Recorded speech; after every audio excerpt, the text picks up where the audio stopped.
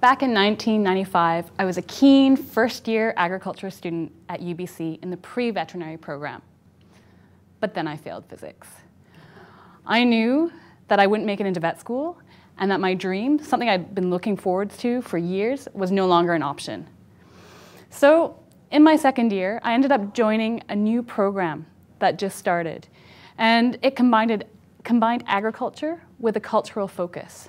This took me on exchange to Sweden, where I was introduced to the concept of participatory development, something that really clicked for me. This is where people who development is meant to benefit are placed at the center of the process. With the right support, they can be the ones that drive the direction development takes in their communities. Too often, external solutions are imposed on communities, and they're not involved in the process, and these solutions often end up failing. So this experience led to my master's in rural extension studies at the University of Guelph, where I focused on the role that Radio Aidoo, Ghana's first community radio station, played in the lives and livelihoods of a fishing village. My field research really showed me how important radio can be to community development, especially if it's respected and if their needs, their dreams, and their stories are featured in radio programs. So before Radio Aidoo began broadcasting, they spent a lot of time meeting with communities, meeting with different occupation-based groups to find out what information is important and when should programs be aired. So they met with farmers, they met with fishermen, and they met with fishmongers. I should explain, in this area, it's mainly men that fish and women who are the fishmongers, which means they process the fish and they sell them at the market. So when the station met with fishermen, the fishermen said, we want our program on Tuesday afternoons because we don't fish on Tuesdays. So we'll be around, we can listen to the broadcast. And the fishmongers said initially, we want our program to be aired on Friday afternoons because we'll be back from the market and we'll be able to hear the radio broadcast then.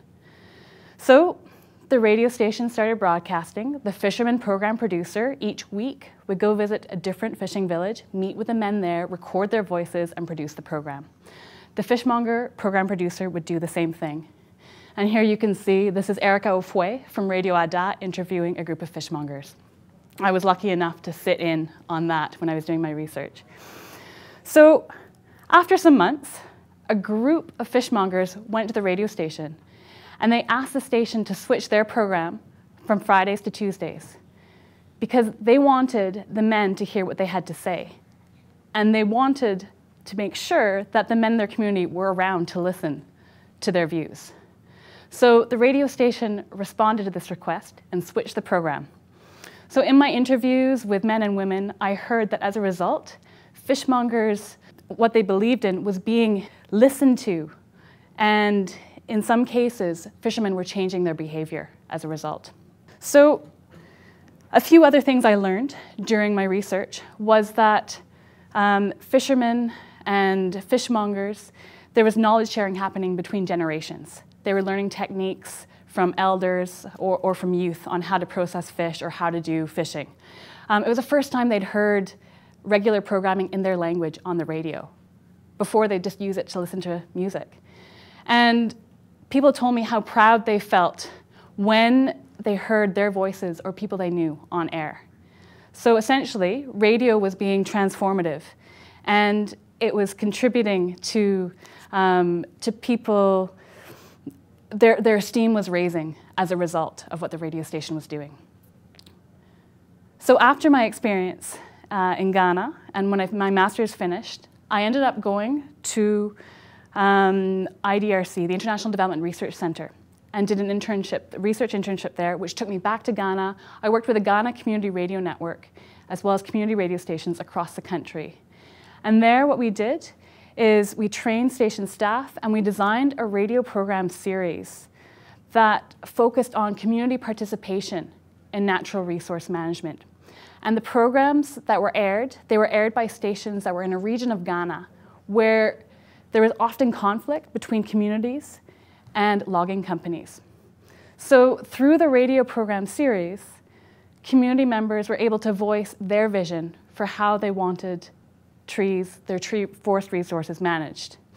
And radio staff learned how to use certain tools like oral testimonies or role plays to have communities air their views. There was also a tutorial segment, where community members could learn their rights. For example, if a logging company wanted to cut down trees on their land. And there was a space for leaders and logging company representatives to talk on the air and address some of the concerns that community members had raised. So for me, here was another experience where it really reinforced the power that radio could have, enabling community members to exchange ideas, provide them with vital information, and also be able to voice their vision for the future. So after this experience, I was back in Canada. Several friends contacted me and said, look, there's an opening at Farm Radio International. You should apply. So Farm Radio International, small NGO, has been around for several decades. Its work was, at the time, had been sharing information with radio broadcasters, helping them develop programs for their small-scale farming audiences, practical information on farming. So it was started by a retired broadcaster with the CBC, George Atkins. I've never been so nervous for a job interview in my life. It was my dream job. I didn't know what I'd do if I didn't get it, but I got it. And 8 years later, I'm working with some amazing broadcasters who are committed to their communities and who are very talented. And just want to talk a little bit about radio and the power of radio. Radio in Africa is the most effective communication tool for reaching small-scale farmers. Most people have access to a radio, and you don't require electricity for it to work. This radio here, you can power it by winding it up, or through the sun, because there's a solar panel on top. There's also now, with the increasing popularity of cell phones, more farmers can interact with radio stations, and a lot of stations have programs for farmers.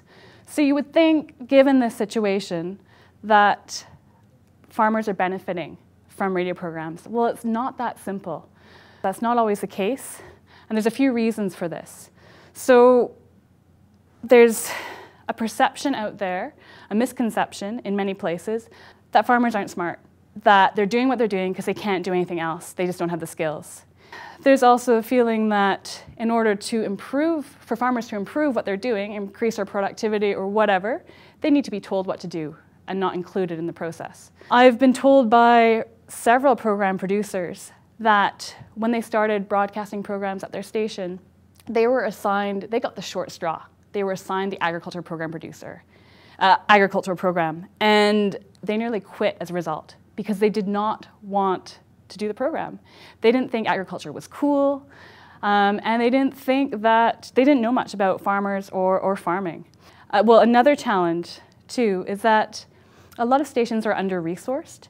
So you might have a situation where there is a regular program slot for an agricultural program, and there's staff to produce the program, but there is no transportation budget for people to leave the studio and go and interview farmers in the fields, or they don't have money for the proper field equipment to get farmers' voices in their communities. So then as a result, farmers' voices are not anywhere in the program. So this leads to broadcasters being disconnected from their farming audiences, and farmers just won't listen to the radio program, which is a wasted opportunity. So at Farm Radio International, we really value the knowledge that farmers have, and we also feel that their voices should be central in any radio programming for farmers. We do recognize, though, that there's certain farming issues where additional information is required from agricultural researchers and other people with specialist information. And we really feel that radio broadcasters can provide the link and that they can share information on topics that reach a wide audience, but that they often need support and able to do this effectively. So back in 2007, we got some funding from the Bill and Melinda Gates Foundation to explore what kind of programming can best reach farmers on agricultural issues that are important to them. Through this, we developed an approach called the Participatory Radio Campaign. So we worked with stations so that they would be able to connect with farmers, with researchers, to develop a 4 to 6 month radio campaign on a specific topic that would contribute to the lives of farmers and their families. And we were amazed by the results. People who simply listened to the program, 1 in 5 would actually adopt what they had heard on the radio. And just to illustrate this, this is Grace Amuto. She's an agriculture program producer with Mega FM in northern Uganda.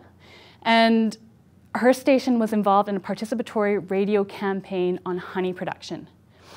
And Grace, the most important phase is the initial phase of the campaign, which is meeting with community members in the broadcast range to find out what their farming priorities are and when they want to hear the program. So here's Grace meeting with a farmer. And this is in an area of northern Uganda where people had recently returned from refugee camps where they'd fled to escape Joseph Kony and the Lord's Resistance Army. So they'd returned back and they didn't have many resources for farming. But through this community research process, Grace and her team, they learned that honey production was something that was of interest because it was something that didn't require a lot of resources, there was a market for it, and it was fairly easy to do. However, farmers needed more information on production techniques to make good quality honey. So this information was used to develop a radio campaign, but also one of the central pieces was featuring farmers' opinions and experiences as they tried out these approaches, as well as including music and other aspects that were important to farmers that they expressed an interest in having in their program. So 2 years after the campaign was done, we surveyed farmers in communities that were involved and found that close to 40% of people in those communities were practicing what they'd heard on the radio. So we're taking this participatory radio campaign and we're sharing it with other farming communities, with other radio broadcasters, and we're collaborating with agricultural research institutions as well. Now, in areas where we don't have projects on the ground, we're experimenting, or we have been experimenting, with online training courses for broadcasters. This is more possible now because more broadcasters have regular access to the internet. So a recent course that I coordinated, it focused on designing a regular farmer program. And participants use this as an opportunity to either improve their existing program or design a brand new program for their farming audiences. And a couple of key things in this course. We had online facilitators, African facilitators, who each week would provide direction on what people were supposed to do. And we paired people up, participants, with experienced Canadian and African radio producers who provided feedback along the way on assignments. So at the end of the course, people submitted their final designs, and we selected the best to receive some seed money to help them produce these programs. And the idea is that our seed money is helping a little bit, but right now they're looking for additional sources from within their own country, and some have been successful. Lydia Aidoo here is one of the winners of the competition. She's from Radio Gurune in the northern part of Ghana. And the program she designed is focused on providing opportunities for farmers to discuss about land ownership rules and regulations that discriminate against women. And here she's interviewing Amina Bukari, who is a rice and vegetable farmer. And Amina's telling her about how she inherited land from her father when he died, but she lost the right to use that land when she married into another community.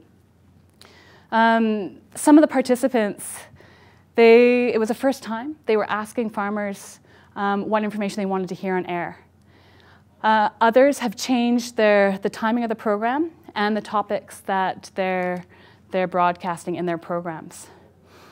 The consensus amongst the participants once the course was over was that whether or not they'd received money, they owed it to their communities to take what they had learned to make their programs better. So based on my experience, my work, I really feel that programs that are placing farmers at the center are gaining momentum. And I'm super excited to be a part of this process. And this is something that I realize would never have been possible if I hadn't failed physics. Thank you.